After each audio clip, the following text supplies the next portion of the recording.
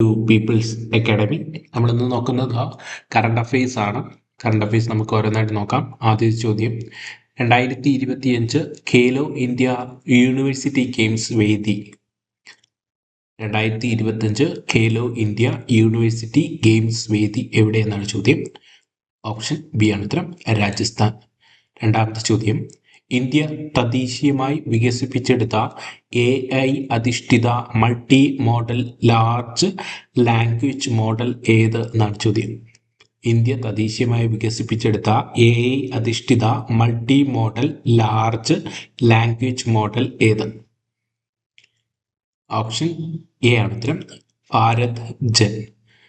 മൂന്നാമത്തെ ചോദ്യം, നീതി ആയോഗ് ശുപാർശ പ്രകാരം ഇന്ത്യയുടെ ഇഞ്ചി തലസ്ഥാനമാകുന്നത് ഏത്?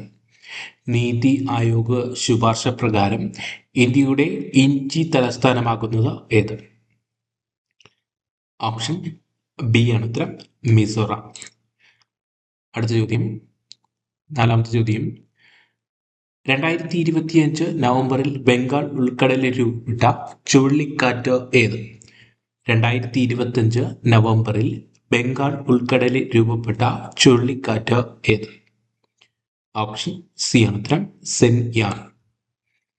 അഞ്ചാമത്തെ ചോദ്യം, ബഹുഭാര്യത്വം നിരോധിച്ചുകൊണ്ട് ബിൽ അവതരിപ്പിച്ച ഇന്ത്യൻ സംസ്ഥാനം ഏത്?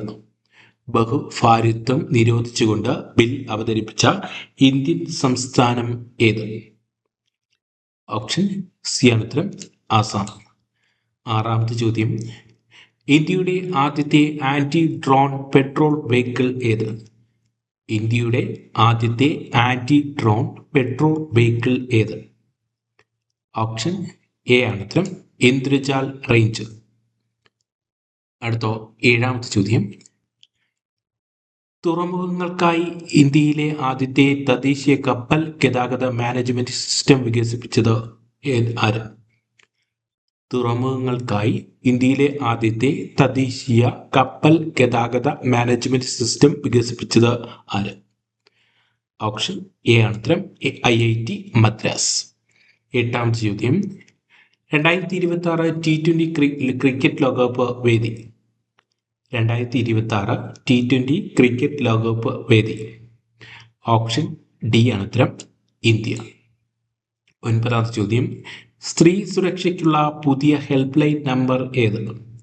സ്ത്രീ സുരക്ഷയ്ക്കുള്ള പുതിയ ഹെൽപ്പ് ലൈൻ നമ്പർ ഏത്?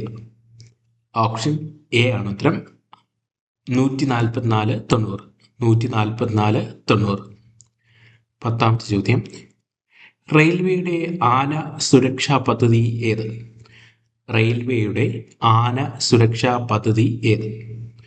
ഓപ്ഷൻ എ ആണ് ഉത്തരം, ഗജരാജ് സുരക്ഷ. ഓക്കെ, നിങ്ങളുടെ കിട്ടിയ മാർക്ക് കമൻറ്റ് ചെയ്യാൻ വേണ്ടി ശ്രമിക്കുക. Thank you for watching. Thank you.